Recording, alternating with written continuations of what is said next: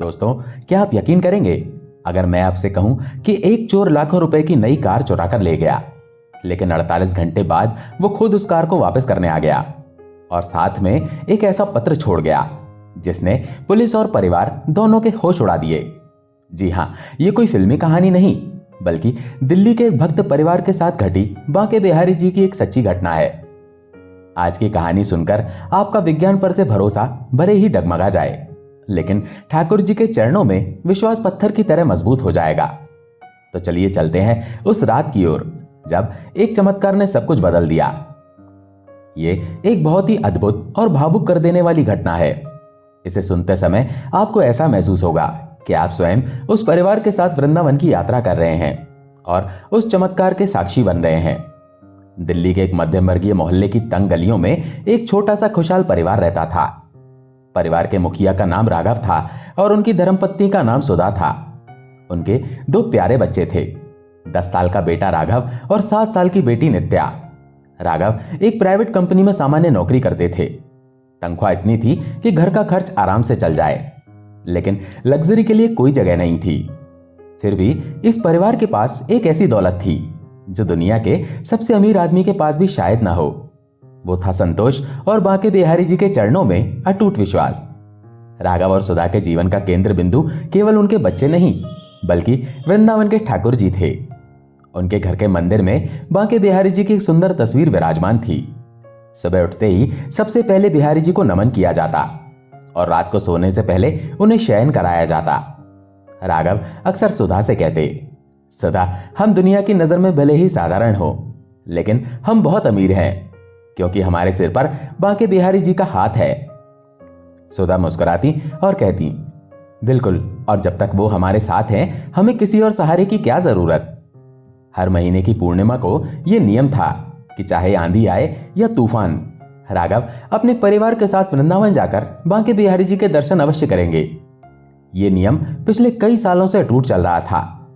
भक्ति में शक्ति तो बहुत थी, लेकिन व्यवहारिक जीवन की कठिनाइयां भी अपनी जगह थीं। राघव के पास अपनी कोई गाड़ी नहीं थी। हर महीने जब वे वृंदावन जाते तो उन्हें बस या ट्रेन का सहारा लेना पड़ता था। दिल्ली से मथुरा और फिर मथुरा से वृंदावन। यह सफर बच्चों के साथ आसान नहीं होता था। कभी बस में सीट न मिलना, कभी घंटों जाम में फंसे रहना और कभी उमस भरी गर्मी में बच्चों का रोना। छोटे बच्चे आरव और नित्या अक्सर थककर चूर हो जाते थे। कभी कभी वापसी में रात हो जाती और बस बदलने के चक्कर में बच्चे गोद में ही सो जाते, जिन्हें उठाकर चलना राघव और सुधा के लिए शारीरिक रूप से कष्टदायक होता। एक बार की बात है, जेठ की तपती दोपहर थी। वे लोग वृंदावन से दर्शन करके लौट रहे थे। बस पूरी तरह खचाखच भरी हुई थी। सुधा की गोद में नित्या सो रही थी और आरव राघव के पैरों के पास किसी तरह खड़ा था। पसीने से लथपथ सुधा ने धीरे से राघव से कहा, सुनिए, क्या हम एक छोटी सी कार नहीं ले सकते? मैं अपने लिए नहीं कह रही, लेकिन इन बच्चों को बहुत तकलीफ होती है। अब ये बड़े हो रहे हैं, धक्का मुक्की में इन्हें संभालना मुश्किल हो रहा है। राघव ने अपनी पत्नी की आंखों में देखा। वहां शिकायत नहीं, बस एक मां की ममता और विवशता थी। राघव ने एक गहरी सांस ली। वे जानते थे कि उनकी जमा पूंजी बहुत सीमित है। कार खरीदना उनके बजट के लिए पहाड़ जैसा था। राघव ने कहा, सुधा, तुम ठीक कह रही हो, लेकिन कार महंगी आती है और उसे मेंटेन करना भी आसान नहीं। फिर भी अगर बिहारी जी की मर्जी होगी तो सब संभव है। उस दिन बस के उस धक्के खाते सफर में एक संकल्प ने जन्म लिया। राघव और सुधा ने तय किया कि वे अब हर महीने थोड़े थोड़े पैसे बचाएंगे। उन्होंने घर के खर्चों में कटौती शुरू कर दी। नए कपड़े, बाहर का खाना और फिजूल खर्ची पूरी तरह बंद कर दी गई। हर बचा हुआ सिक्का एक गुल्लक में जाने लगा जिस पर लिखा था बिहारी जी की गाड़ी। समय अपनी गति से चलता रहा। महीने साल में बदल गए। एक एक रुपया जोड़ना आसान नहीं था, लेकिन जब लक्ष्य ठाकुर जी से जुड़ा हो तो धैर्य अपने आप आ जाता है। लगभग 3-4 साल की तपस्या और बचत के बाद वो दिन आ ही गया जब उनके पास एक छोटी नई कार खरीदने लायक पैसे जमा हो गए। परिवार में खुशी का माहौल था। बच्चों के लिए यह किसी त्योहार से कम नहीं था। शोरूम जाकर उन्होंने एक सुंदर सफेद रंग की कार पसंद की। जब कार की चाबी राघव के हाथ में आई तो उनकी आंखों में आंसू थे। यह केवल एक मशीन नहीं थी, ये उनके त्याग, तपस्या और बिहारी जी की कृपा का फल था। घर आते ही सुधा ने कहा, राघव, ये कार बिहारी जी की देन है। इसका पहला सफर कहीं और नहीं बल्कि वृंदावन का होगा। हम इसका पूजन बांके बिहारी जी के मंदिर के सामने ही करवाएंगे। राघव ने सहमति में सिर हिलाया। बिल्कुल सुधा, हम इस गाड़ी में सबसे पहले अपने असली मालिक को ही बैठाएंगे। इस बार की पूर्णिमा पर हम अपनी गाड़ी से जाएंगे। पूर्णिमा का दिन आया। नई कार को धो पोंछ कर चमकाया गया। बच्चे पिछली सीट पर उछलकूद कर रहे थे। आज न बस की भीड़ थी न पसीने की बदबू। कार के स्पीकर पर बांके बिहारी जी के भजन बज रहे थे। यमुना एक्सप्रेस वे पर गाड़ी दौड़ाते हुए राघव और सुधा का मन कृतज्ञता से भरा हुआ था। वे बार बार मन ही मन बिहारी जी को धन्यवाद दे रहे थे। लगभग 3 घंटे के सुखद सफर के बाद वे वृंदावन की पावन धरा पर पहुंचे। वृंदावन की गलियों में जहां की रज में भी प्रेम बसा है, उन्होंने अपनी गाड़ी को विद्यापीठ चौराहे से होते हुए मंदिर के पास वाली पार्किंग की ओर मोड़ा। उस दिन भीड़ बहुत थी, लेकिन भक्त के लिए भीड़ कभी बाधा नहीं होती।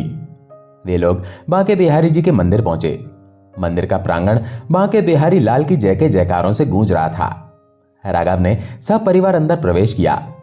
जैसे ही पर्दा हटा और ठाकुर जी की सावली सूरत नजर आई, उनकी सारी थकान, सारे संघर्ष और जीवन की सारी चिंताएं उसी पल मिट गईं। बिहारी जी की उन बड़ी बड़ी कजरारी आंखों में ऐसा जादू है कि जो एक बार देख ले वो अपना दिल वहीं हार जाता है। दर्शन के बाद राघव ने मंदिर के एक परिचित गोस्वामी जी से प्रार्थना की। महाराज, बिहारी जी की कृपा से ये छोटी सी गाड़ी ले पाए हैं। हम चाहते हैं कि आप चलकर उसका पूजन कर दें। गोस्वामी जी मुस्कुराए और अपनी पूजा की थाली लेकर उनके साथ कार के पास आए।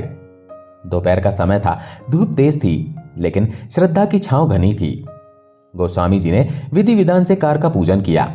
उन्होंने कार के बोनट पर रोली और चंदन से स्वास्तिक का चिन्ह बनाया, फूलों की माला पहनाई और फिर भाव विभोर होकर उन्होंने चंदन से कार के बोनट पर मोटे अक्षरों में लिख दिया, बांके बिहारी लाल की जय हो।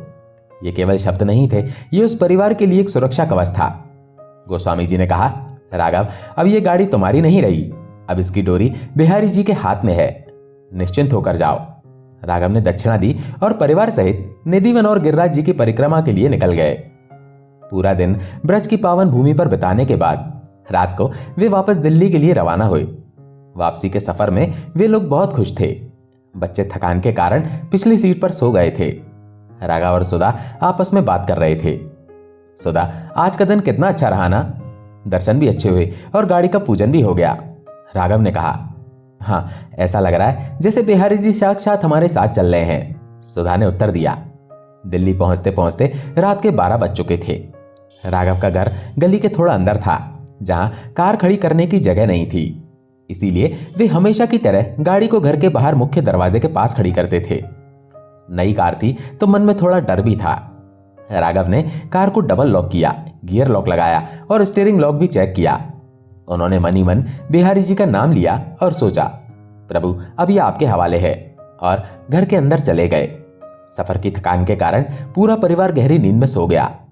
लेकिन दिल्ली की रातें हमेशा शांत नहीं होती। उसी रात एक शातिर चोर उस इलाके में घूम रहा था। उसका नाम कालिया था। कालिया एक पेशेवर चोर था जिसने दर्जनों गाड़ियां चुराई थी। उसकी नजर राघव की नई चमचमाती कार पर पड़ी। कालिया ने देखा कि कार बिल्कुल नई है। उसने अपने औजार निकाले। उसके लिए लॉक खोलना बाएं हाथ का खेल था। उसने बड़ी सफाई से दरवाजा खोला, वायर जोड़े और गाड़ी स्टार्ट कर ली।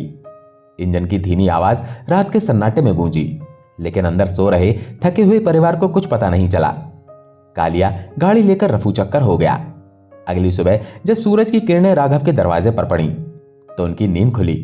वे आदत के अनुसार बालकनी में आए और नीचे देखा। अगले ही पल उनके पैरों तले से जमीन खिसक गई।